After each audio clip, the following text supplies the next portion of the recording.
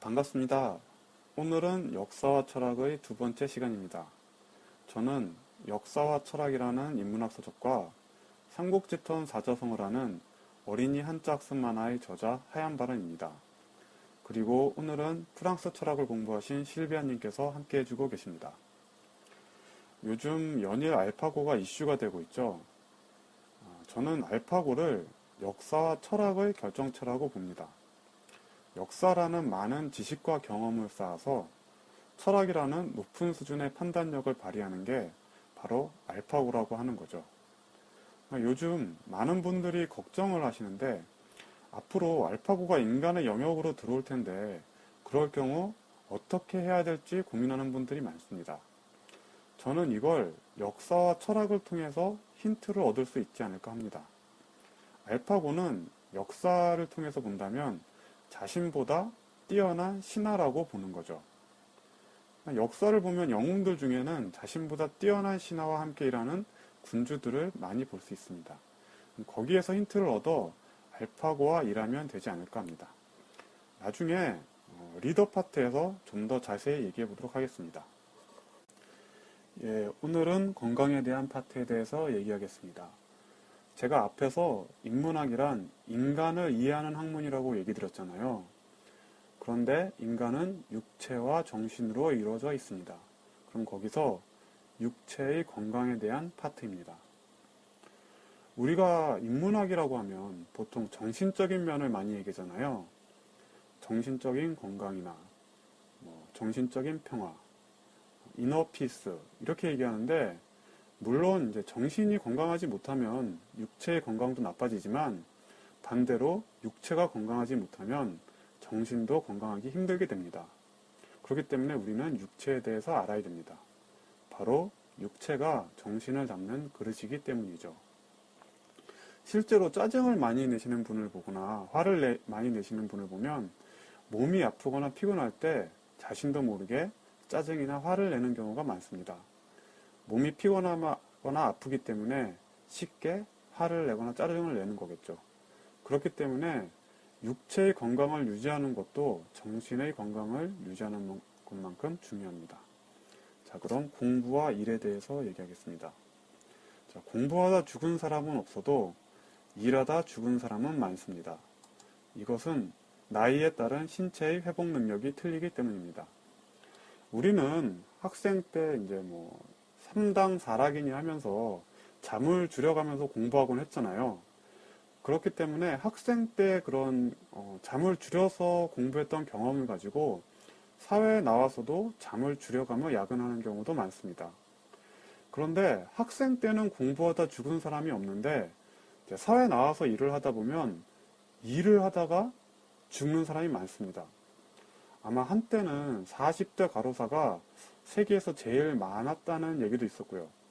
그러니까 이것은 계층을 떠나서 우리 사회에서 엘리트라고 할 수 있는 판사라던가 연구원, 프로그래머 분들 중에서도 과로로 죽었다는 얘기가 심심치 않게 나옵니다.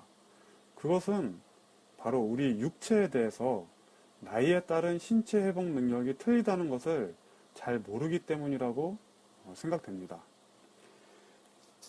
그렇기 때문에 우리는 육체에 대해서 이제 이해를 해야 됩니다. 자, 다음 부지런함에 대한 이야기입니다. 육체의 건강함이 부지런함을 이끌어냅니다. 육체가 건강하지 못한 사람은 부지런하고 싶어도 부지런할 수가 없습니다. 육체가 건강하지 못한 사람이 부지런하면 건강을 해칠 확률이 높아집니다. 우리는 이제 어릴 때부터 의지와 열정으로 무엇이든 열심히 해야 된다고 배웠잖아요. 그러니까 그러다 보니까 제일 쉽게 할 수 있는 일이 잠을 줄여가며 열심히 일하는 것입니다. 그리고 이제 제가 나중에 또 얘기를 드리겠지만 사실 사회에서는 학교에서는 열심히 공부를 하면은 이제 성적이 좋거나 이제 공부를 잘한다고 얘기를 할 수가 있지만 사회에서는 열심히 일을 하는 것만큼 어떻게 일을 하느냐도 굉장히 중요합니다. 자, 그건 제가 나중에 또 얘기를 드리겠습니다.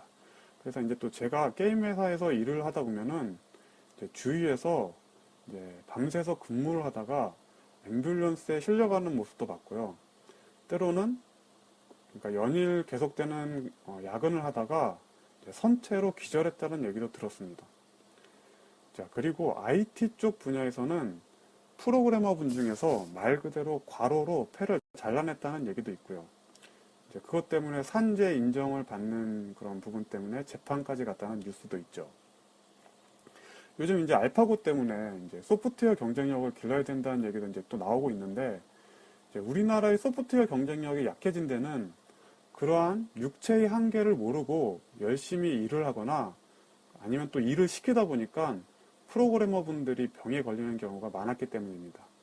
그런 과거의 사례를 보고 학생들이 프로그래머가 되기를 또 기피한 거죠. 그냥 그 때문에 당연히 자연스럽게 우리나라의 소프트웨어 경쟁력이 약해진 것도 있겠죠. 그리고 이러한 의지와 열정을 강조하는 것은 일본의 영향이 크다고 봅니다. 이제 일본 그런 일제시대를 거치면서 그 일본 사람들이 의지와 열정과 정신력을 굉장히 강조하는데 그런 문화가 우리한테 들어온 거겠죠.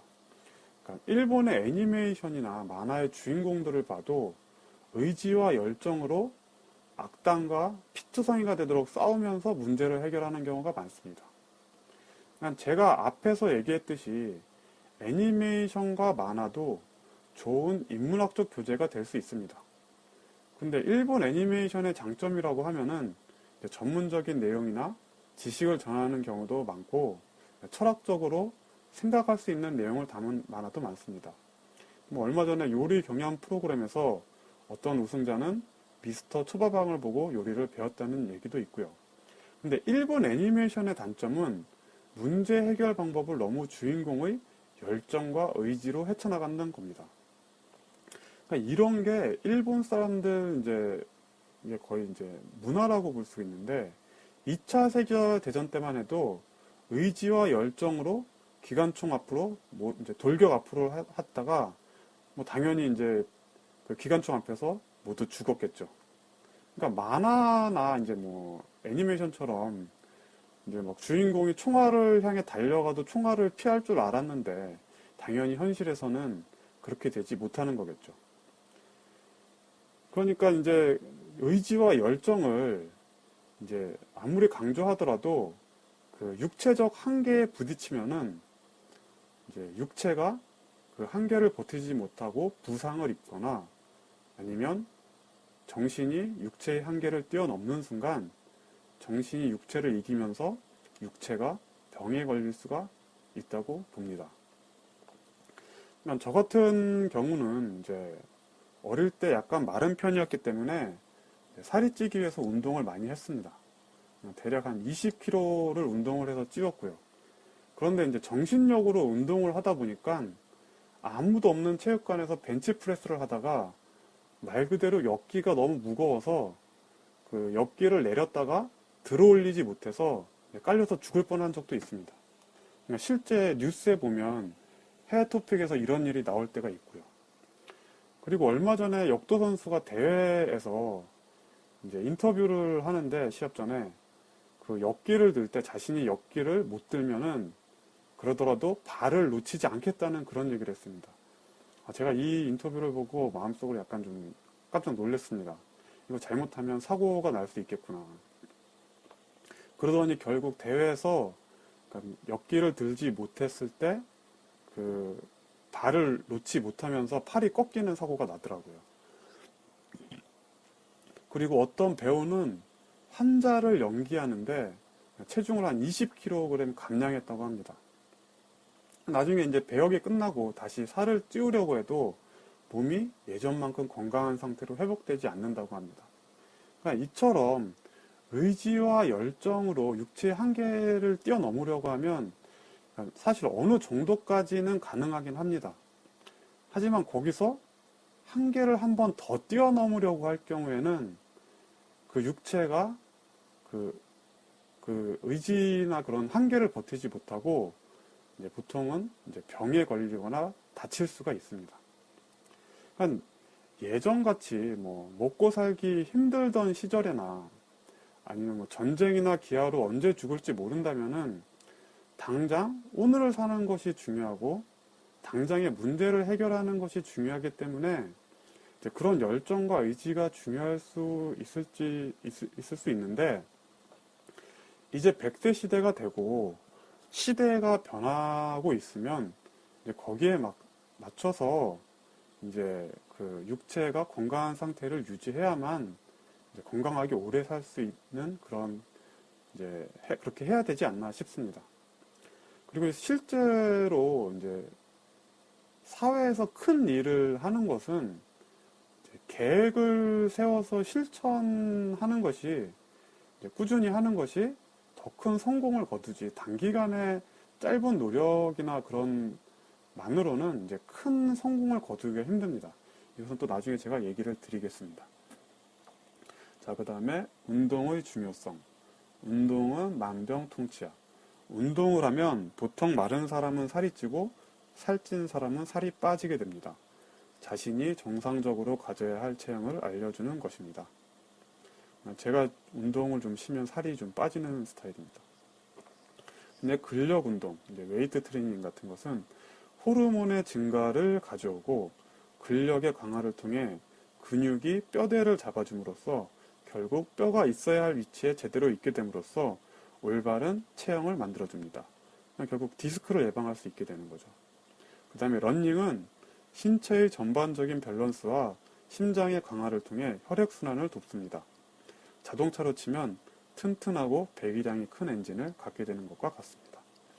결국 꾸준한 근력 운동과 러닝은 일반적인 생활습관병인 비만, 당뇨, 디스크, 고혈압, 소화불량, 변비, 노화, 불면증을 예방하고 스트레스 저하와 병에 대한 면역력 증가 등을 이룰 수 있습니다. 자, 여기 있는 병명만 봐도 사실 우리 주위에 겪고 있는 대부분의 병이 사실 이런 병이죠. 그러니까 정말 우리가 병에 걸리는 게 세균이나 박테리아 때문에 병에 걸리는 게 아니라 사실 실질적으로 보면 이제 우리가 겪는 병은 생활 습관이 좋지 않아서 걸리는 병이라는 거죠. 그러니까 운동을 꾸준히 하고 이제 꾸준히 이제 그러니까 좋은 식습관만 갖고 있어도 이제 그런 병에 걸리지 않을 수가 있는 거죠. 그러니까는 운동이 이렇게 중요한 것인데 한국의 역사적 전통 중에 가장 문제점인 거 하나가 바로 운동의 중요성에 대해서 잘 모르는 게 아닌가 합니다. 그래도 제가 처음 운동을 했던 그런 시절에 비하면 요즘은 이제 운동에 대한 인식도 많이 나아지고 이제 동네 근처에도 이제 체육시설 같은 게 많이 들어서고 있는데요. 운동기구 같은 게요. 이제 아직은 좀 더 그런 인식이 더 발전해야 된다고 봅니다. 실제로 야구 선수들도 웨이트 트레이닝을 시작한 것이 2006년 정도인가 이제 심정수 선수가 거의 처음으로 야구에서 웨이트 트레이닝을 알린 걸로 알고 있습니다. 요즘은 대부분의 선수들이 많이 하고 있는 것 같고요. 이제 웨이트 트레이닝으로 유명한 구단도 있죠. 자, 이런 것들을 역사적으로 보면 유교적 전통의 문만 강조하다 보니까 육체적 활동을 거의 하지 않은 거겠죠. 그러니까 이런 인식이 없다는 게 느껴지는 게 구한말 때 보면 왕이 테니스 치는 사람을 보고 이제 서양 사람들이 테니스를 이렇게 어떻게 하는 건지 직접 시연을 하니까 왕이 아니 그렇게 왜 힘들게 땀 흘리면서 뛰어다니냐고 얘기했다고 합니다. 그러니까는 왜 그런 힘든 걸 하인한테 안 시키고 자신이 직접 그렇게 뛰어다니면서 땀을 흘리냐는 거죠. 그러니까 이런 것만 봐도 기본적인 운동에 대한 그러니까 인식이 좀 없었던 게 아닌가 합니다. 그러니까 조선시대에 이제 가장 위대한 세종대왕님 같은 경우도 제가 말하는 3,000권 이상의 책을 읽고 역사와 철학의 단계에 있다고 생각되는 거예요. 세종대왕님 같은 경우도 책을 너무 많이 봐서 그 아버지인 태종이 그러니까 어린 시절 세종의 방에서 책을 치웠다는 얘기도 있죠. 근데 이분의 기록을 보면 고기를 좋아하고 몸이 뚱뚱하다는 얘기가 있습니다. 결국 운동 부족이라는 걸 알 수가 있죠. 그러니까 안 좋은 생활 습관과 운동 부족으로 결국 그렇게 고기 먹고 뚱뚱해지면 당뇨가 올 수밖에 없겠죠, 아마. 그리고 그 때문에 아마 초정리로 그 눈을 씻으러 다닌 게 아닌가 합니다. 하지만 이제 결국에는 나중에는 실명이 됐다는 얘기도 있고요. 그러니까 저는 이런 역사를 볼 때마다 세종대왕님 같이 이제 완벽해 보이시는 분도 사람이 불완전할 수 있다는 걸 느끼게 됩니다. 그렇게 많은 책을 읽었다면 그 중에 의학이나 인체에 대한 책이 없었는지도 진짜 궁금하고요. 그러니까 이런 유교적 전통이 있다 보니까 우리나라 사람들이 공부는 굉장히 잘하고 열심히 하는데 운동에 대한 문화가 부족합니다. 그리고 이런 이제 유교적 전통이 있게 된 데는 이제 아마 역사적으로 보면 고려 시대 때 무신 정권으로 인해서 무력을 가진 사람한테 너무 당했다 보니까 육체적인 힘을 쓰는 무를 의식적으로 배척한 것이 아닌가 합니다. 그리고 또 이런 운동에 대한 의식이 부족한 것이 이제 전문가, 인체에 대한 전문가라고 하는 의사분들도 이제 운동을 해야 된다고 이렇게 얘기를 하시는데 저는 이분들이 과연 운동을 하고 계신지 의심스러울 때가 많습니다. 제 주위에 있는 의사분들을 봐도 그렇고요. 그러니까는 이것이 어떻게 보면 이제 운동에 대한 인식이 부족하기 때문에 이제 그렇게 되지 않나 합니다. 그러니까 또 아는 거랑 또 아는 것을 실천하는 것이 또 다르다는 걸 보여주는 것 같기도 하고요. 그러니까 운동에 대한 중요성을 안다면 이제 그렇게 운동을 안 할 수가 없다는 거겠죠. 그리고 운동의 경우에는 운동을 꾸준히 하는 것이 중요합니다. 어머님들도 다이어트를 해보셨으면 아시겠지만 다이어트를 해서 목표 지점에 도달했다고 해서 다이어트를 멈추면 다시 살이 찌겠죠.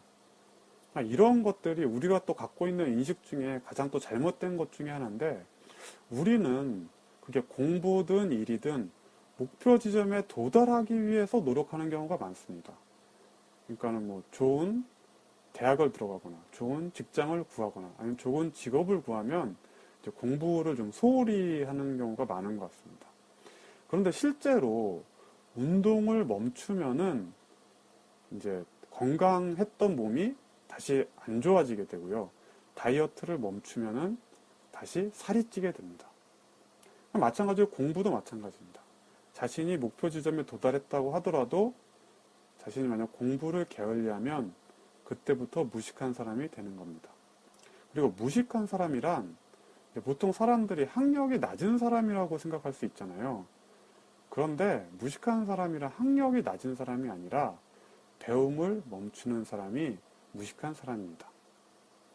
자, 그리고 또 다이어트에 대한 잘못된 인식 중에 하나가 우리는 보통 단순히 굶어서 다이어트를 하잖아요.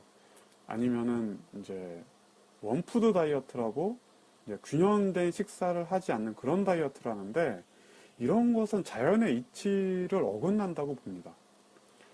그러니까 굶어서 다이어트를 하면 이제 몸속의 양분이 부족해지고 몸속의 양분이 부족해지면 뼛속에 있는 칼슘이 빠져나오게 됩니다. 그럼 당연히 그 젊은 여자분들 중에 요즘 골다공증이 많다는 이유가 아마 그래서 그런 게 아닐까 합니다. 이게 다 우리 몸에 대해서 무지해서 일어나는 일인 거죠. 그러니까 우리는 다이어트나 이런 걸 생각하면은 체중에 대해서 많이 얘기하잖아요. 그런데 사실 중요한 것은 체중이 아니라 체형입니다. 그러니까 운동을 해서 체중을 줄이려는 게 아니라 운동을 통해서 체형을 유지하면 굳이 체중을 줄일 필요가 없습니다. 그러니까 뭐 지방질이 적으면 되는 거죠. 근데 우리는 그렇게 하지 않고 굶어서 체형을 유지하려고 하기 때문에 당연히 그러면은 건강이 안 좋아질 수밖에 없겠죠. 그러니까 이런 것들이 다 우리가 인체에 갖고 있는 지식이 부족하기 때문이 아닌가 합니다. 자, 그러면 이제 또 운동을 할 때 이제 주의할 점 중에 첫 번째는 갑작스러운 운동과 많은 운동량은 부상을 유발시킬 수 있습니다. 젊을 때는 부상을 입어도 회복이 빠르나 나이가 들수록 회복이 느리므로 부상을 입지 않게 운동하는 것이 중요합니다. 그러니까 운동을 이제 갑작스럽게 하는 분들이 자신의 그런 신체적인 능력을 잘 이해 못한 상태에서 의욕적으로 운동을 하다가 다치는 경우가 많습니다. 그렇게 다치면은 또 운동을 멀리하게 되겠죠. 그렇기 때문에 페이스에 맞춰서 이제 천천히 그 페이스를 올리는 게 좋습니다. 그리고 이제 근력 운동이나 중량, 무거운 것을 드는 운동을 할 때는 근력의 힘이 이제 약간 남게 조금씩 힘이 남게 운동하는 것이 좋습니다. 너무 피곤한 상태까지 운동을 하면은 근육이 그 힘이 순간적으로 떨어지면서 부상을 이제 입는 경우가 많습니다. 그 다음에 이제 두 번째는 이제 스트레스는 운동을 통해 감소가 가능하지만 근본적인 해소가 없는 한 병의 가장 큰 원인입니다. 그 다음에 세 번째는 음식과 음주, 담배, 그런 것은 유전적인 요소를 아는 것이 중요합니다. 이제 담배를 많이 피시는데도 그런 폐가 깨끗한 분들이 있다고 하더라고요. 그런 것은 유전적인 요소가 될 수도 있는 거겠죠. 그런 거에 대해서 이제 좀 더 연구가 필요한 겁니다. 자, 그 다음에 유전에 대해서 얘기하겠습니다. 자신의 건강은 가족 병력을 보고 살피는 것이 좋습니다. 그러니까 유명한 이제 여배우 중 안젤리나 졸리도 그러니까 유방암에 걸리지 않았는데도 이제 유방 절제술을 했다고 하죠. 그 이유를 봤더니 어머님이나 이제 모계 쪽 가정에서 외할머니라던가 이모분이라던가 분이 다 유방암에 걸려서 돌아가셨다고 합니다. 그래서 이제 자신도 유전자 검사를 했더니 그런 유방암 유전자가 있어서 미리 예방하기 위해서 그렇게 수술을 했다고 합니다.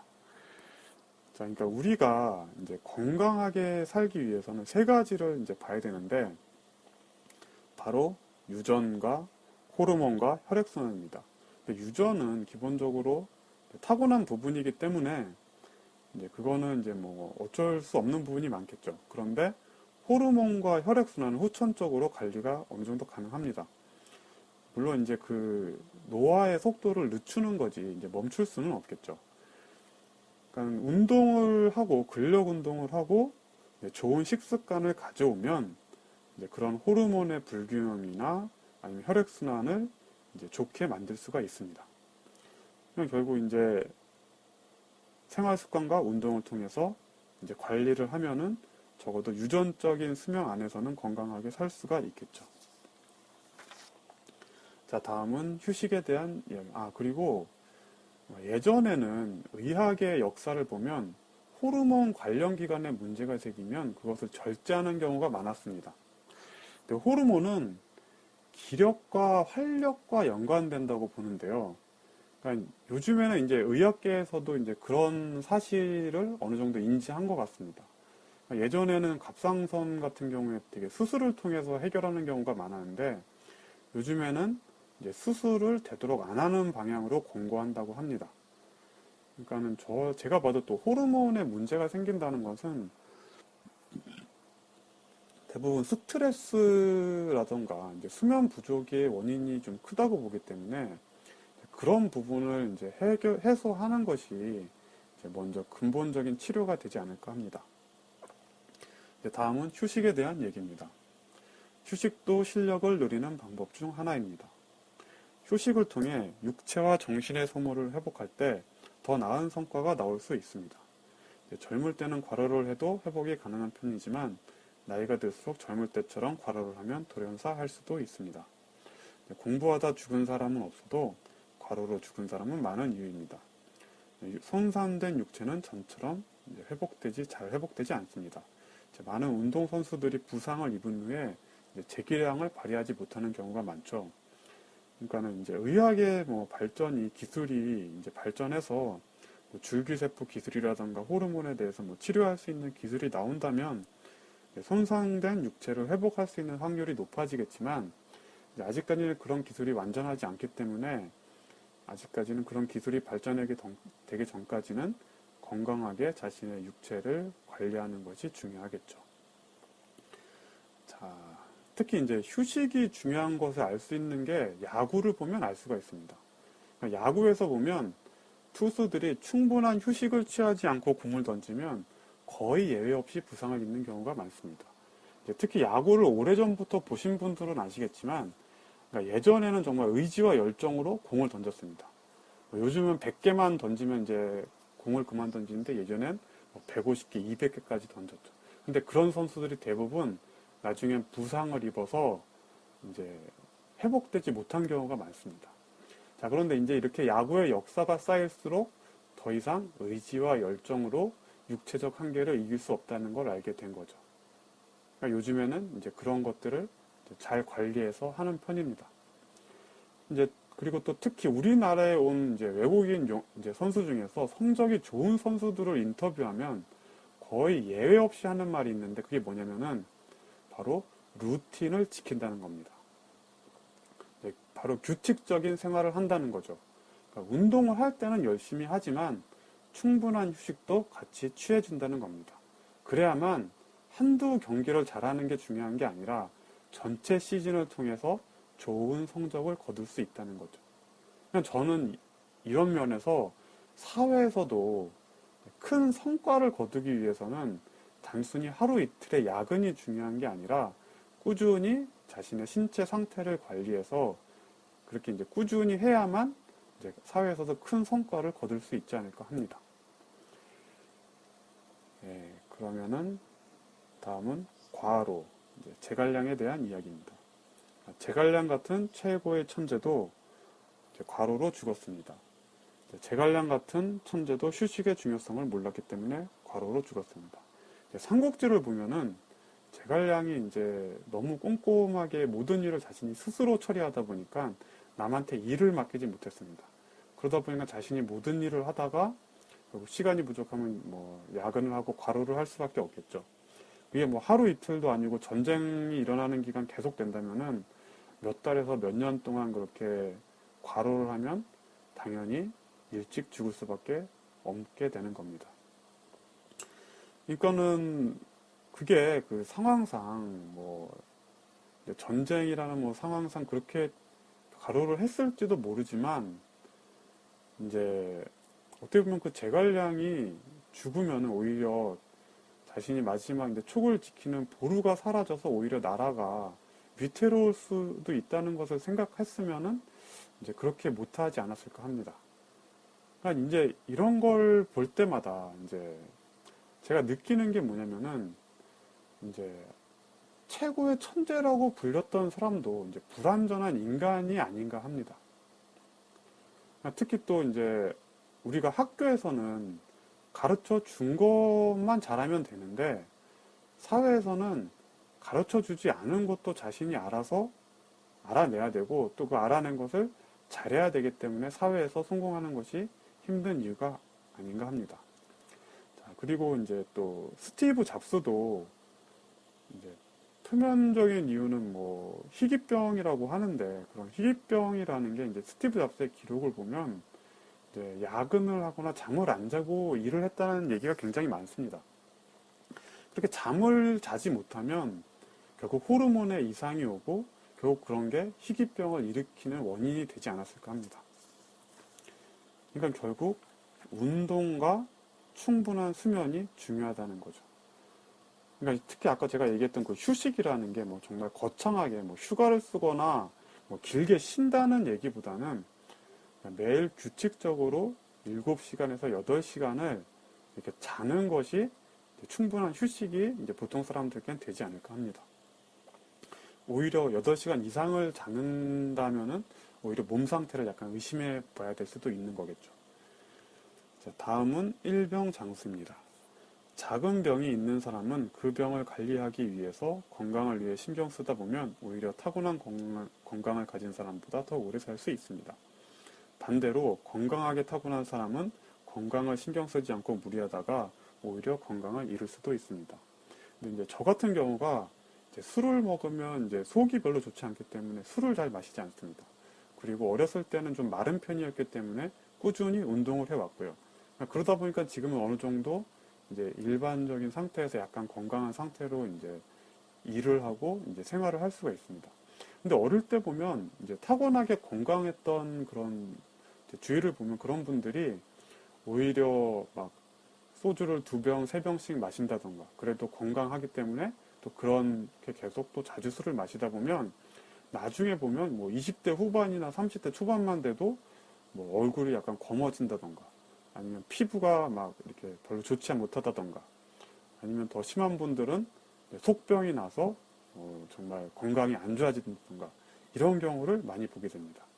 그렇기 때문에 이제 자신이 건강하더라도 그러한 그런 그 건강을 과신해서 관리를 하지 않으면 이제 건강을 해칠 수 있다는 것을 알아야 되는 것 같습니다. 자, 다음은 도인에 대한 얘기입니다. 자, 우리는 어린아이일 때 보면은 기가 발 쪽에 있기 때문에 아이들이 정신없이 뛰어다니는 걸 볼 수가 있습니다. 그 다음에 그 기가 이제 나이가 들면 조금 위로 올라오면 단전 쪽으로 온다고 얘기를 하는데요. 그러면은 그때 젊은 청춘 남녀들은 이성에 대해서 이제 호기심이 많이 생기겠죠. 그 다음에 이제 그 기가 좀 더 위로 올라오면은 이제 뭐 어머님들 같은 경우는 입이 기에 있기 때문에 뭐 잔소리를 많이 한다던가 그렇게 되겠죠. 그리고 그 기가 좀 더 나이가 들어서 위로 올라가면은 눈만 깜빡이게 되고요. 노인분들은. 그러다가 그 기가 머리 위를 떠나면은 이제 뭐 죽음을 맞이한다고 합니다. 제가 이 얘기는 이제 뭐 약간 농담처럼 이렇게 하는 얘기일 수도 있는데, 기본적으로 우리가 해야 되는 게 뭐냐면은, 나이에 따른 신체 변화를 이해해야 된다는 겁니다. 제가 인문학을 인간을 이해하는 학문이라 그랬잖아요. 말 그대로 나이에 맞는 인간의 신체 상태를 이해해야 된다는 거죠. 그러니까 아이가 정신없이 뛰어다니는 건 정상이라는 거죠. 오히려 아이가 뛰어다니지 않으면 그게 더 이상할 수도 있을 수 있다는 거죠. 그러니까 우리가 이제 아이한테 뛰지 말라고 얘기해야 된다면, 그거는 이제 뭐 안전하지 않은 환경 속에서 뛰어다니다가 다칠 수가 있으니까 뛰지 말라고 할 수는 있지만, 기본적으로 안전한 장소에서 부모님과 함께 있다면 아이들이 정신없이 뛰어다니는 것은 정상이라는 걸 이해하는 것이 중요하겠죠. 그 다음에 나이가 젊은 청춘 남녀들은 성에 관심이 많은 게 정상인 거고요. 그 다음에 이제 호기심이 많은 것도 정상인 거고요. 오히려 그런 관심이 그 나이대에 맞는 것을 안 하면은 그게 오히려 더 비정상일 수가 있을 수도 있는 거죠. 그 다음에 말 그대로 부모님들이 자식에게 잔소리를 많이 하는 것도 정상이라는 걸 이해해야 된다는 거죠. 그러니까 부모님들이 오히려 잔소리를 안 하면 그게 오히려 더 걱정스러운 상황일 수 있다는 거죠. 그러니까 이런 식으로 그 나이에 맞는 그 신체 상태를 인간을 이해해야만 우리가 또 불필요한 오해와 다툼을 피할 수가 있겠죠. 자, 그리고 또 이제 나이가 들어서 뭐 산에 보면은 막 걸음걸이가 빠르신 노인분들이 있잖아요. 그런 분들을 머리 위쪽에도 기가 있고 발 아래쪽에도 기가 있어서 온몸에 기가 충만하다고 해서 뭐 이제 도인이라고 이제 우스갯소리처럼 얘기합니다. 그럼 여기까지가 건강에 대한 얘기였습니다. 네, 다음은 본능에 대한 얘기입니다. 이제 앞부분은 인간의 육체에 대한 얘기였고요. 이제 이 부분은 인간의 정신에 대한 얘기입니다. 지금 인문학 하시는 부분이 대부분 인간의 정신에 대해서만 얘기하다 보면은 그 인간의 육체를 간과하는 부분이 많은데, 사실은 정신이 건강하려면 육체가 건강해야 됩니다. 왜냐하면 육체가 정신을 담는 그릇이기 때문이죠. 그래서 이제 여기 정신에 대한 얘기입니다. 자, 본능. 자, 게임과 명품백. 남자는 사냥을 하고 화살을 쏘고 총을 쏘고 게임 속에서 사냥을 하고 총을 쏩니다. 여자는 채집을 하고 바구니를 들고 가방을 들고 명품백을 듭니다. 자, 남자가 게임을 하고 여자가 명품백을 사는 것은 본능입니다. 자, 시스템을 이해하지 못하면 사람들의 행동을 이해하지 못하게 됩니다. 자, 본능에 너무 빠져 있다면 혹시 다른 이유, 가족과의 대화 부족이나 사랑하는 사람과의 대화 부족이 있는지 살펴보십시오. 결핍된 애정, 상처를 치유하기 위해서 본능을 통해 상처를 치유하고 있을지 모릅니다. 아무런 이유 없이 성숙되지 못한 자아인 상태라면 적절한 통제가 필요합니다. 자, 이제 우리가 어머님들이 제일 걱정하시는 아이들의 게임. 이게 가장 큰 문제잖아요. 국가에서도 막 걱정을 하고요. 게임하는 거. 아니, 국가는 오락가락 하는 거죠.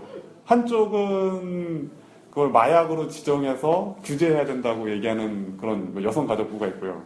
한쪽은 국가 산업 경쟁력을 위해서 좀 더 지원을 해야 된다는 분들이 있고요. 이게 참, 세상에 대한 바른 이해가 필요하면은 제가 계속 철학을 배워야 하는 이유 중에 하나가 세상에 대한 이해를 하는 것이 철학이라고 얘기를 하잖아요. 세상에 대해서 바르게 이해하면은 그렇게 다툴 필요가 없다는 거죠. 그러니까 오해와 다툼이거든요, 그런 게. 막 남자들은 여자가 명품백을 사는 것을 비난하고 여자들은 남자들이 게임을 하는 걸 비난하는 게 그게 바로 서로에 대한 이해가 부족한 거죠. 제가 인문학을 사람을 이해하는 학문이라 그랬잖아요. 그런 인문학적인 이해가 부족한 거죠. 이제 원시 시대를 보면은 남자는 화살을 쏘고 처음엔 돌도끼를 들었겠죠. 그러다가 돌도끼가 사정거리가 짧으니까 위험하니까 이제 화살을 만들었겠죠. 근데 화살을 만들다가 화살은 한 번 쏘는데 뭐 이렇게 뭐 10초 정도 걸린다 그러면은 그게 너무 느렸던 거예요. 그러니까 연발로 계속 화살을 빨리 쏘고 싶었던 거예요. 그러니까 총을 발명한 거죠. 그리고 화살은 한 번 쏘기 위해서 한 6개월 이상의 훈련을 거쳐야 돼요. 근데 총은 하루나 이틀만 배워도 쏠 수가 있습니다. 그러니까 총을 쏘고 근데 이제 전쟁이 사라지면 총을 쏠 수가 없잖아요. 그럴 때 남자들은 게임 속으로 들어가서 총을 쏘고 칼을 휘두르는 겁니다. 그러니까 이게 단순히 놀고 있는 게 아니에요, 남자들은 그 자신의 내재된 몸속에 있던 내재된 본능을 따르고 있는 거예요. 게임을 하는 거, 전투를 하고 이런 거. 그러니까 마찬가지로 여자분들은 원시시대 때 채집 활동을 했을 거 아니에요. 그럼 채집을 했으면 거기서 담는 바구니가 당연히 있어야겠죠. 그러면은 그게 발전되면 장바구니를 들고 그 다음에 그게 발전되면 명품백을 드는 거예요. 그러니까 이렇게 서로에 대한 이해가 있으면 왜 여자들이 명품백을 사고 남자들이 게임을 하는지 이해할 수가 있는 거죠. 근데 뭐든지 그 도를 지나치는 경우가 있잖아요. 막 쇼핑을 너무 많이 한다던가 아니면 너무 게임 속에 빠져 있다던가. 자, 본능을 다른 얘기로 하면은 즐거움입니다. 본능을 찾는 게 즐거움을 찾는 거예요. 술을 마신다던가 게임을 한다던가 쇼핑을 한다던가 이게 다 즐거움을 찾는 거예요. 근데 왜 즐거움을 찾겠어요?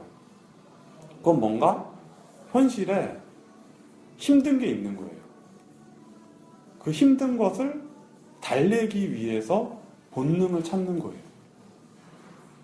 그러니까 만약 어머님들 중에서도 뭐 쇼핑을 과도하게 하거나 아니면 뭐 요즘은 술을 많이 드시는 분도 있다고 들었는데 그렇게 본능을 찾아서 이유가 뭐냐면은 뭔가 가족에 문제가 있을 수 있던 거죠. 아니면 시부모님과의 갈등.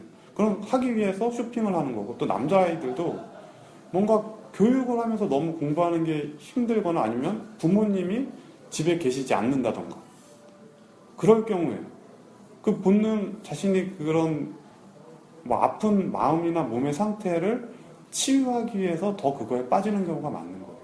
그러니까는 아이들이나 뭐 그런 것 같아 게임을 하지 말라고 하기 전에 제가 항상 얘기하는 게 배가 기울어 있지 않은 상태를 먼저 봐야지만 그 게임을 멈추는 걸 할 수 있다는 거죠. 그게 일단 먼저고 그 다음에 항상 세상엔 돌연변이가 있습니다. 돌연변이적으로 게임을 많이 하는 사람이 있을 수가 있죠. 그건 이제 그때 그게 뭐 병으로 지정돼서 치료를 해야 되는 거지 대부분의 사람들이 그렇진 않다는 거죠. 대부분의 사람들은 그 환경을 먼저 이해한 다음에 그 다음에 병을 고쳐야 된다는 거죠. 다음 불과 본능에 대한 얘기입니다. 불은 너무 가까이 하면 뜨겁고 불은 너무 멀리 하면 춥습니다. 불은 적당한 거리를 유지하면 따뜻합니다. 자, 불은 본능과 같은 것이라고 생각하시면 됩니다. 자, 불을 너무 가까이 하면은 불타 죽잖아요. 그리고 불을 너무 멀리 하면 얼어 죽어요. 그럼 불을 항상 적당한 거리에 놓는 게 중요하다는 거죠. 그러니까 이런 걸 우리가 본능적으로 쓰는 게 불금이라는 말을 쓰잖아요. 불타는 금요일. 예. 그러니까는 막 본능을 가까이 하면서 논다는 거죠. 그러니까 무의식적으로 쓰는 거예요. 근데 불을 항상 적당한 거리에 놓을 줄 알아야 된다는 거죠. 이게 게임이든 뭐 술이든 담배든 뭐 도박이든 뭐 쇼핑이든 다 마찬가지입니다. 이걸 모르면 사람들은 우리 사회 이때까지 사고 판단 알고리즘의 가장 문제가 뭐냐면 해야 되느냐 말아야 되느냐로 결정하는 경우가 많아요. 흑이냐 백이냐. 근데 그게 아니라는 거죠. 항상 그 중간을 이해해야 된다는 거죠. 그러니까 본능을 찾는 게 나쁜 게 아니라, 그러니까 이성과 만나서 사랑을 나누는 게 나쁜 게 아니라 적당히 하는 게 중요하다는 거죠. 게임도 적당히 하고 술도 적당히 마실 수 있고 그런 상태를 유지할 수 있는 게 중요한 거죠. 그런 적당한 거리를 두는 게. 자, 이거에 대해서 그 아모레 그 요즘 그 유명한 화장품 회사인 서경배 회장님은 뭐라 그랬냐면은 중국에서 사업을 하는 사람들이 가장 집착하는 소위 관시에 대해선 횃불과도 같다고 표현했다. 너무 가까이 가면 타 죽고 너무 멀면 얼어 죽는 횃불과도 같다는 것. 이런 식으로 이렇게 인문학적 소양이 있는 회장님들은 다 이런 얘기를 하세요. 그 다음에 그는 중국은 일당 체제의 나라이기 때문에 잘못된 방식으로 무리한 관시를 맺으면 그게 오히려 독이 될 수 있다고 경계했습니다. 그리고 인터뷰 기사에서 뭐라고 얘기했냐면은 평소 책을 많이 읽고 역사, 사회 전문가들과 많은 이야기를 나누는 것으로 유명하다. 이런 식으로 사회에서 창의적인 일을 하고 성과를 많이 내신 분의 공통점이 바로 역사라던가 많은 지식의 습득이라는 걸 알 수가 있는 거죠. 네. 다음, 빵과 철학에 대한 얘기입니다. 육체가 배고플 땐 빵을 찾습니다. 영혼이 배고플 땐 철학을 찾습니다. 육체가 배부른데 철학을 찾지 않으면 뒹굴게 됩니다. 그래서 마찬가지로 이거에 대해서 오스카 와일드도 이렇게 얘기했습니다. 이제 예술가들이 모이면 돈을 논하고 결국 육체가 배고플 땐 빵을 찾는다는 얘기겠죠. 그 다음에 은행가들이 모이면 예술을 찾는다. 결국 철학을, 정신적인 배고픔을 메워줄 수 있는 철학을 찾는다는 거죠. 사실 어머님들이 이렇게 인문학 공부, 철학을 할 수 있다는 것도 삶이 너무 바쁘거나 각박하면 사실 이런 생각을 할 수가 없어요. 왜냐면 먼저 일단 먹고 사는 게 먼저 급하기 때문에 그러니까 이런 공부할 수 있다는 것도 어떻게 보면은 감사한 상황일 수 있다는 거죠. 적어도 육체의 배고픔은 좀 덜 느끼고 이제 정신적인 배고픔을 느끼기 때문에 이런 공부를 하신다고 볼 수가 있는 거죠. 다음은 사람을 움직이는 세 가지 동기입니다. 첫째는 정의, 둘째는 의리, 셋째는 이익입니다. 정의는 나와 모르는 사람이더라도 정의라는 가치를 위해 움직일 수 있습니다. 의리는 정의가 아니지만 나와 아는 사이로 의리를 위해 움직일 수 있습니다. 이익은 나와 모르는 사람이더라도 이익을 위해 움직일 수 있습니다. 정의와 이익은 나와 모르는 사람이더라도 움직이는 힘이 있습니다. 자, 우리는 보통 뭐 삼국지를 보거나 이런 거 보면 요즘 사람들 때 사람들을 움직여서 무슨 일을 하고 싶을 때 이렇게 하죠. 자, 정의를 위해서 이 일을 합시다 라고 외치잖아요. 그러면은 그 사람이 나와 잘 모르는 사람인데도 불구하고 그 사람을 이렇게 따라서 정의를 이루기 위해서 하는 경우가 있습니다. 그리고 두 번째는 의리죠. 이게 뭐 학연이나 지연이나 혈연처럼 평소에 얼굴을 이렇게 트고 알고 지내는 사이일 경우에 그 사람이 무슨 청탁이나 부탁을 할 경우에 들어주는 경우가 있죠. 그 다음에 셋째는 이익이죠. 자, 우리가 전혀 모르는 사람이더라도 월급을 주면 일을 하잖아요. 그리고 살인청부업자도 전혀 모르는 사람인데 돈을 주면 그 살인청부업을 맡잖아요. 이렇게 이제 사람을 움직이는 세 가지 동기가 이렇게 정의와 의리와 이익이라는 거죠. 그리고 신기하게도 항상 극과 극은 통한다는 말이 있잖아요. 정의와 이익은 나와 모르는 사람인데도 움직일 수 있는 힘이 있는 걸 알 수가 있는 거죠. 다음은 사람을 움직이는 두 가지 동기. 자, 사람을 움직이는 이제 또 두 가지 그 동기를 두 가지로 얘기하면 이익과 본능이라고 얘기할 수 있겠죠. 그리고 사람들의 정치적인 판단, 뭐 진보라든가 보수라고 우리 사회에서 얘기하는 것은 이제 행동의 근원에 보면 무의식적으로 자신의 이익을 위해서 움직이는 경우가 많습니다. 그러니까는 뭐 강남 3구라든가 잘 사는 지역은 보수를 지지한다 그러고, 그다음에 중산층은 이제 뭐 또 진보를 지지한다 그러고, 그다음에 또 아예 가난한 사람들은 또 이제 보수를 지지한다는 뭐 그런 말이 있죠. 이것도 마찬가지로 또 극과 극이 통하는 거죠.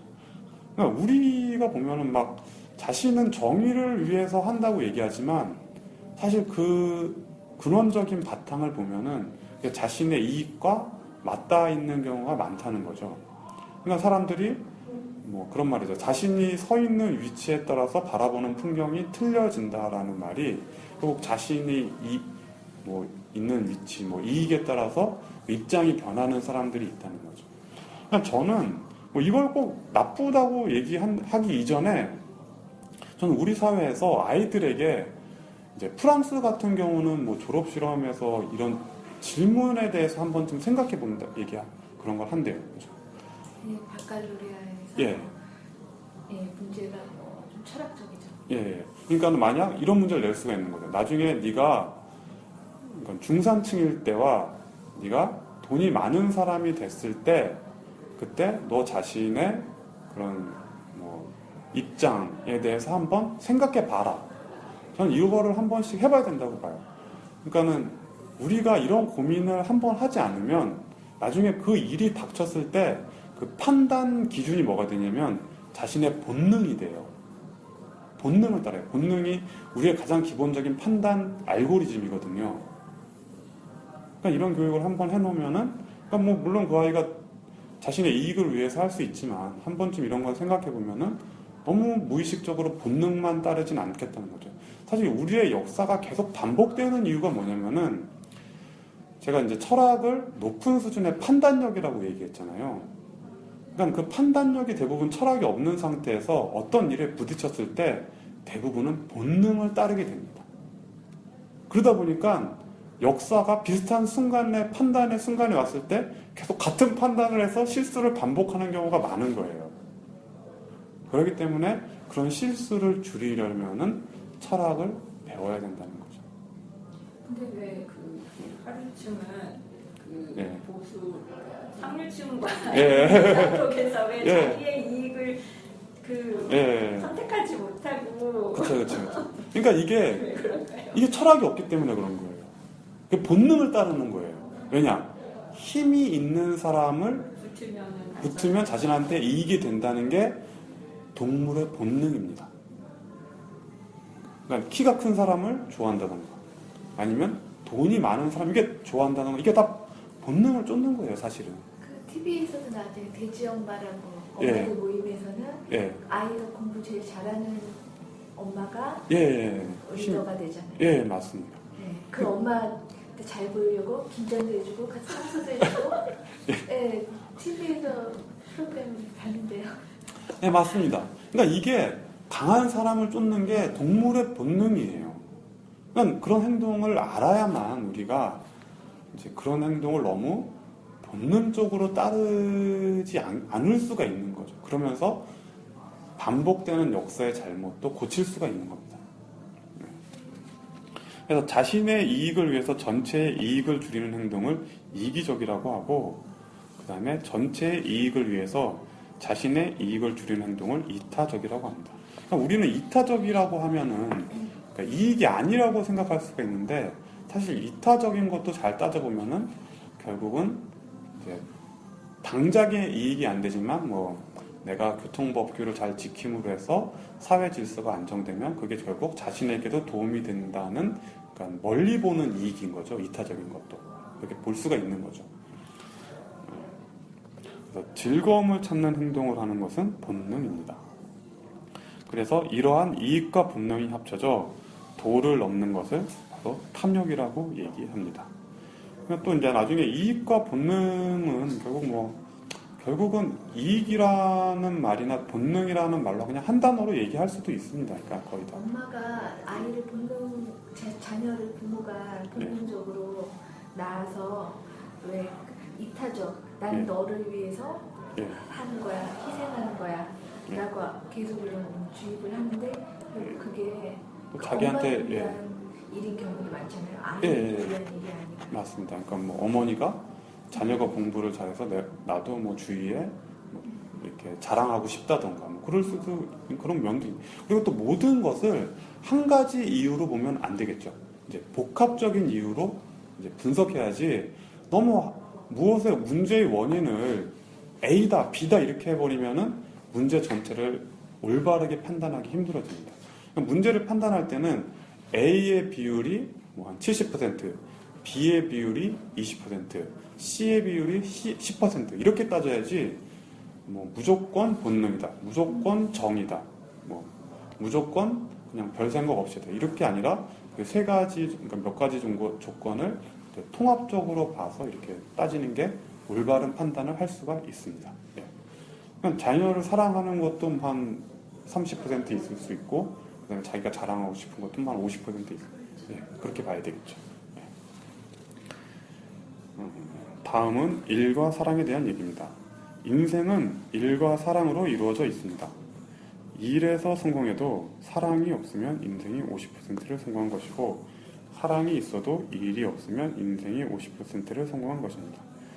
그러니까 우리가 이제 일을 열심히 하고 이제 사랑을 하고 이제 그런 원인은 이제 다음 장에 보면은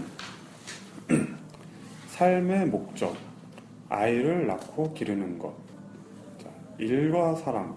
사랑을 하는 이유는 아이를 낳기 위한 과정입니다. 일을 하는 이유는 아이를 양육하기 위한 비용을 벌기 위해서입니다. 아이를 낳고 기르는 것, 그것은 우리 삶의 목적입니다. 자, 물론 우리가 무조건 이렇게 뭐 번식이나 이런 걸 위해서 뭐 일과 사랑을 하는 건 아니겠죠. 그런데 사실 아시겠지만 우리가 먹는 거, 그 다음에 뭐 사랑하고 자손을 번식하는 건 우리가 단세포 시절부터 해왔던 것들이에요. 그게 가장 기본적인 우리의 작동 원리라는 거죠. 그런데 물론 진화가 되면 그게 그런 단순했던 것들이 좀 더 복잡하게 연결되는 거죠.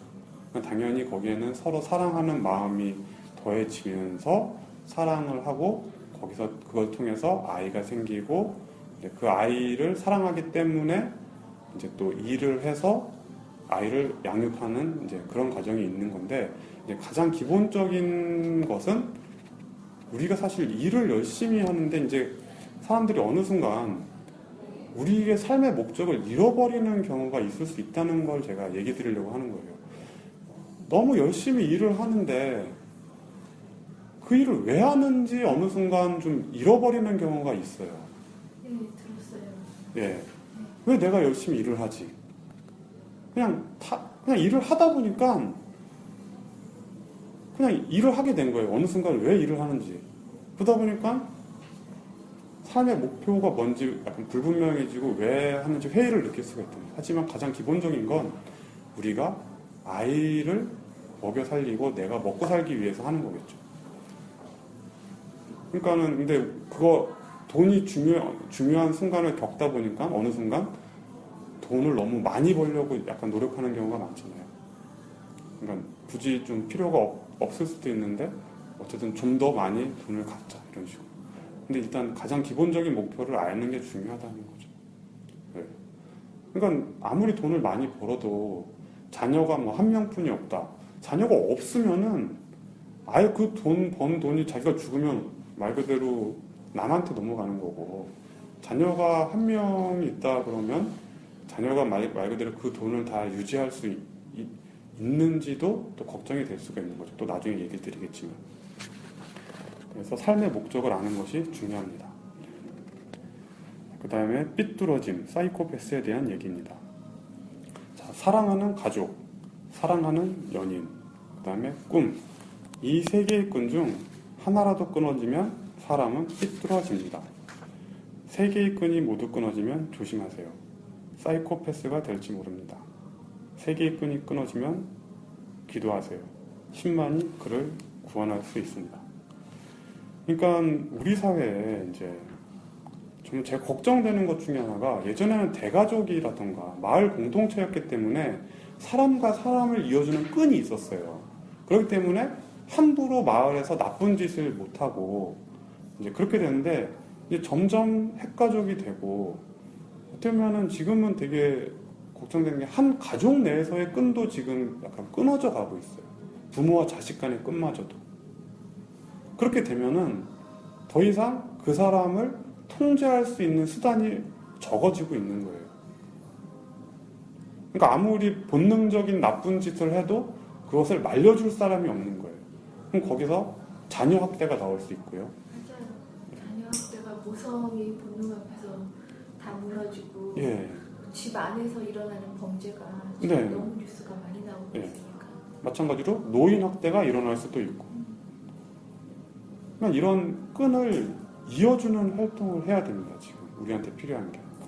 그러니까는 뭐 카사노바나 뭐 바람둥이나 아니면 꽃뱀이나 이렇게 약간 삐뚤어진 사람들도 보면은 이제 사랑하는 연인과 헤어졌을 때, 그러니까 몸과 마음을 다 맞춰서 사랑했는데 그게 첫사랑이 뭐 삐뚤어지거나, 그러니까 그 성사가 잘 안 됐을 경우에 좀 그렇게 되는 경우가 좀 많다고 합니다. 이제 문제는 이제 이제 그렇다고 해서 뭐 죄 지은 사람을 용서하라는 얘기는 아닌데, 이제 자신이 그런 이제 행동의 원인이 그런 결과를 만들어낼 수 있다는 것을 좀 알 필요가 있다는 거죠. 대부분 그런 걸 모르면 사랑의 상처를 받은 사람들이 바람둥이가 된다던가, 아니면 그 사랑에 대한 그런 믿음이 깨질 때 사람으로 안 보고 약간 객체화시켜서 볼 수 있는 그런 시선이 잘못된 시선으로 삐뚤어질 수가 있다는 거죠. 네. 오늘 여기까지 하겠습니다. 혹시 뭐 질문 있으시면. 그 질문 하나. 임신을 해서 아이가 6개월쯤 되면은요, 병원에서 예. 이 아이가 건강한 아이인지 아닌지 검사하는 예. 그 요즘- 절차가 있는데, 네. 그거를 이제 저 같은 경우는 거절을 했는데요. 네. 왜냐면 6개월이 넘었으면은 그렇죠. 뭐 어디가 조금 이상하더라도 예. 낳아서 키워야 된다는 이런 책임감이 있는데, 예. 아까 이 유전적인 부분에서 예. 병원에서 지금 당연히 38세 이상의 산모들은 아, 예. 의무적으로 아, 그 기형아 검사를 하게 되어 있어요. 예. 그런데 그런 의학의 발전이 예. 선택의 문제에 있어서 선생님 예. 같으면 예. 어떻게 선택을 하시겠어요? 검사 자체를 저는 거부했지만 대부분은 또 하고, 예. 다행인 사람은 다행이지만 예. 아닌 사람은 그 시기에 이제 또 예. 법적으로 타당하게 포기할 수도 있거든요. 아, 예. 그럼 저 같은 경우는 아마 이렇게 볼 것 같아요. 상황을 볼 것 같아요. 저는 항상 얘기 드리지만 해야 되냐 안 해야 되냐는 아닌 것 같아요. 세상은. 다만 그 상황을 먼저 이해하고 할지 안 할지를 결정하는 게 바로 철학이라고 봅니다. 그러니까는 기본적으로 저는 나이가 좀 있더라도 그 개인 여성분의 신체적인 상황을 먼저 볼 것 같아요. 그러니까는 기본적으로 건강하고 자신의 몸 관리, 뭐 운동이라던가 식습관이 좋은 분들은 나이가 좀 있으셔도 저는 건강하게 출산할 수 있을 거라고 봅니다. 그런데 그러니까 나이가 많은데 뭐 식습관이라든가 생활 습관이 안 좋을 경우는 특히 담배라든가 음주를 많이 하시는 분도 있을 수 있다고 보거든요. 그런 분은 문제가 좀 될 수도 있다고 봐요. 그러니까 저는 이제 무조건 나이가 많다고 하냐 안 하냐를 떠나서 이제 그 여자분의 그 상태를 보고 개인의 그런 역사를 보고 그런 판단을 한번 하게 될 것 같습니다.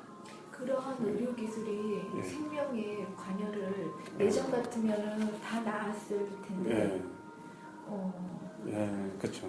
네. 또 예전 같으면 사실 그렇게 나이가 들어서 출산하는 경우가 없기 때문에 이제 그런 걸 고민할 필요가 없었는데 이제 지금은 시대가 변했기 때문에 그렇게 된 거잖아요.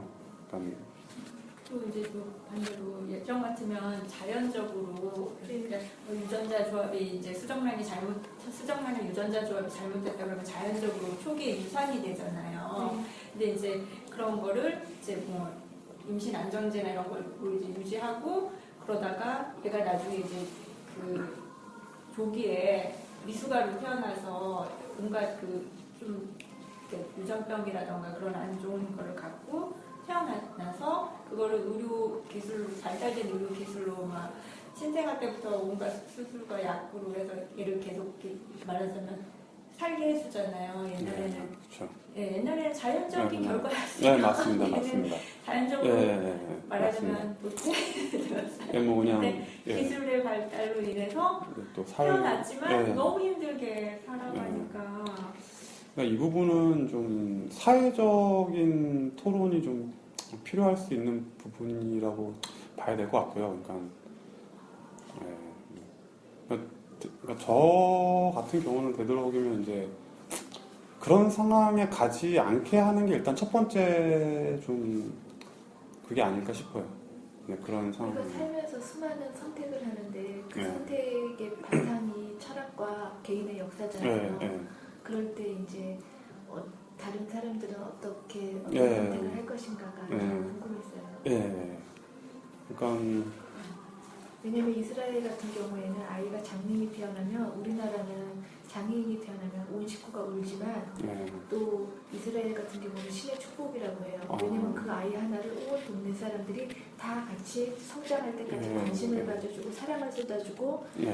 하느님의 아이라고 오히려 예. 기도를 하는 이제 그 신앙이 깊은 민족은 또 그런 경우도 있고 예. 그래서 무조건 눈빛 들고 코빛 들면 다 예. 열등하기 때문에 포기해야 되는 건지 예. 그런 예.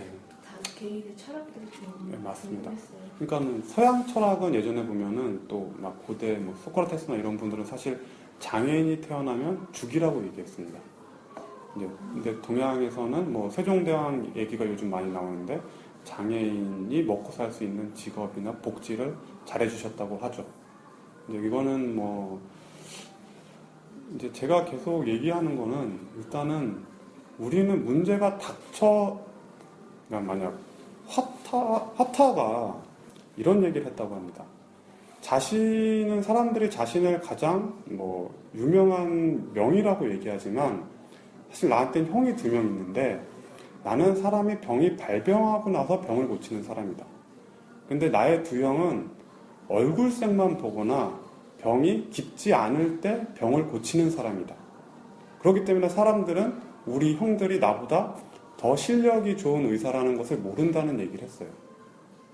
제가 철학을 공부하고 사람들한테 얘기하고 싶은 이유가 뭐냐면 결과가 나타났을 때 문제를 해결하는 것은 저는 약간 하는 것보다 문제가 발생하기 전에 그 문제를 나지 않게 하기 위해서 사실 철학을 공부한다고 저는 얘기를 하거든요. 미리 예방.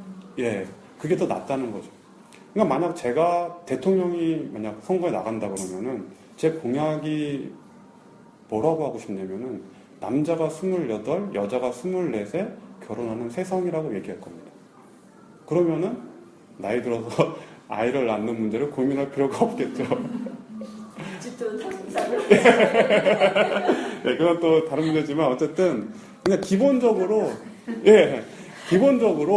우리 사회가 윗물이 맑으면 아랫물이 맑다. 그러니까 앞에 있는 문제가 해결되면 굳이 뒤에 문제까지 갈 필요가 없다는 거죠.